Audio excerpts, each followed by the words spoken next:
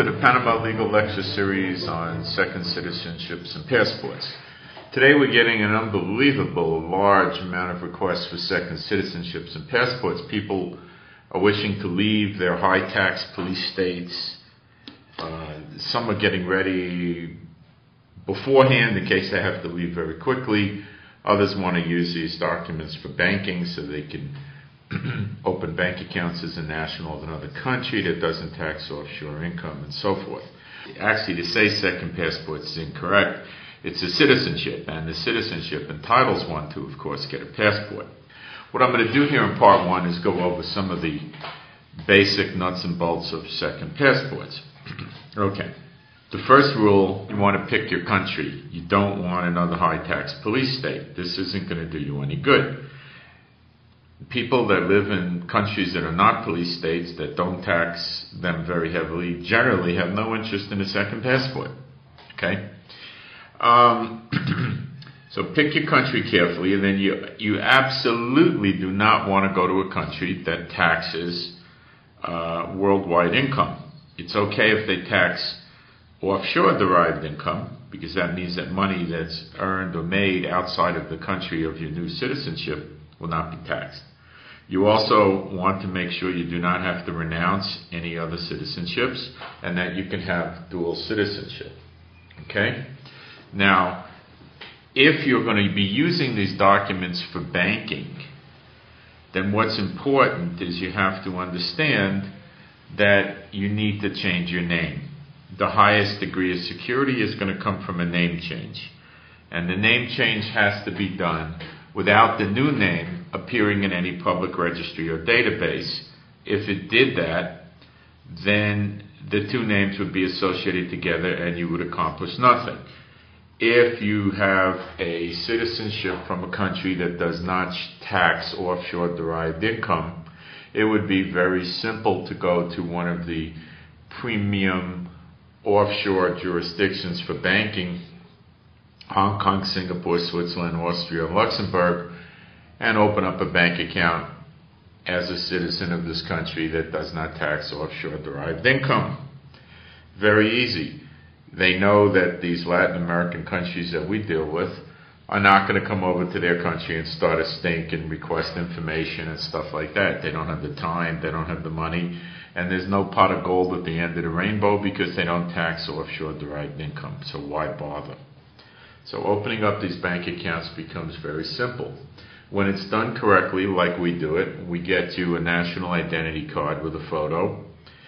We get you a driving license if you're a driver of a car. We get you a passport.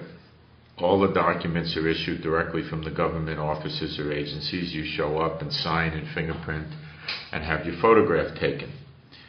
The documents are renewable for the rest of your life at any embassy, consulate, or in the issuing country.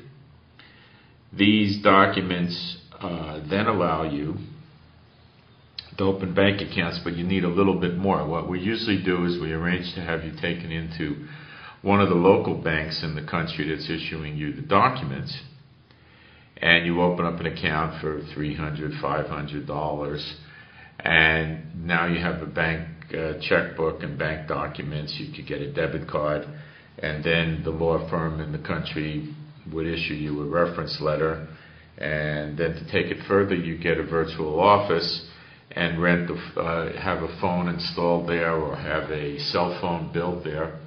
So now you have a utility bill, a lawyer reference letter, you can show a bank account, you have a passport, driver's license, national identity card.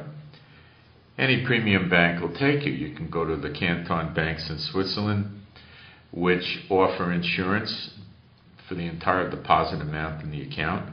The insurance is offered by the government of the state. A Canton bank is like a state.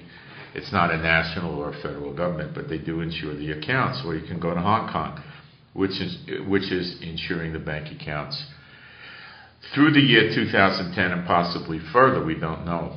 They have every inclination of doing so if needed. Or you can go to Singapore, Austria, Luxembourg and get into some old banking house that's 180 years old. You certainly could bank under your new identity because we did a name change. So there's no tie from the old name to the new name. So any financial enemies of any nature or sort would not be able to come and attack your bank account. We do believe it is wiser to use corporations. The beneficiary owner and signatory of the corporation would be your new persona or your new identity. The nice thing about the second citizenship is it's still you. It's your signature, it's your fingerprints, it's your picture. But again, it's not you, but you have all the control. This is an excellent way to do banking. And with all the recent changes with information sharing and crazy lawyers suing people, it's a wonderful way to do it. Okay? The passports that we provide are usually good for visa-free travel to about 100 nations. We don't have any passports that we ever suggest being used to enter into the U.S. or Canada. The entire European Union is fine, Central and South America is fine, parts of Africa is fine, and the good parts of Asia is also going to be visa-free travel. Now, the process of getting the documents generally requires a visit to the issuing country. We have law offices in the various countries we use, and the stay is generally about 2 weeks. And it's a boring process. You can usually squeeze a little time in for sightseeing. Sometimes what can be done is you can come in for 3 or 4 days, get the ball rolling, and then go off on a business trip for 5-10 days, and then come back and finish it. That's generally something that can be worked around. So these passports allow you to travel. If there's a terrorist attack, you don't have to risk being associated with a country that the terrorists are pretty interested in causing harm and damage to. Usually the countries in Latin America are considered innocuous by terrorists and they're left alone. These are not imperialist countries that go around bombing other countries or attacking them or anything like that. So the chances of being left alone are extremely high. If you want to live in one of these countries, you can certainly live in the country. As a citizen, you have the rights to live there. There's no problem with that. So these are absolute wonderful tools to live in this modern world. With the name change, you get lost. Okay? And getting lost can be a good thing. One has to make sure that when they're banking, that they don't create a trail from their old persona to the new persona's bank accounts, even if they're corporate, but the law firm can help you with the various tactics involved with that. So, if you're interested in a second passport, give us a call. One word of caution is there's a couple of countries that have economic citizenships and they like to tout that they have the best, quote-unquote, legitimate programs.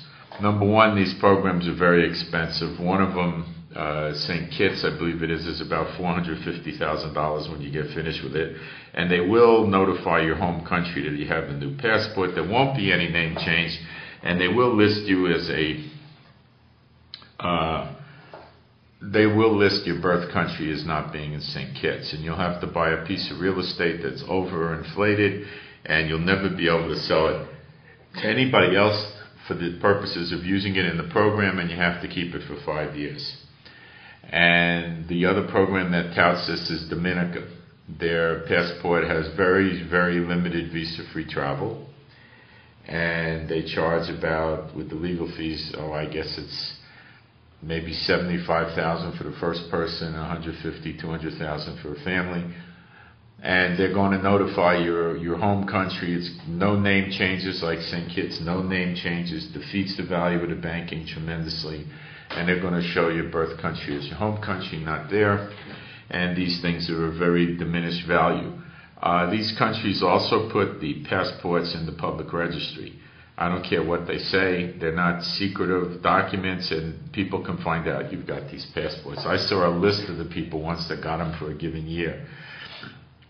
These people run around screaming they've got the only programs. There's 130 other countries in the world that all have some means published where they could issue passports. Usually the published ruling of law would say they can issue passports to people for any reason under the sun, okay, that they want. They usually list things like the arts, the sports, writers, actors, directors, politicians, sports figures. The list goes indefinitely. Then you have asylum cases for political or discrimination cases, religious cases. Any country can and does issue passports to whoever they want, to these people running around touting all this stuff which is based on nothing. Anyway, if you have any need for a second citizenship or a passport, or you wish to pursue this with us, contact us. Thank you.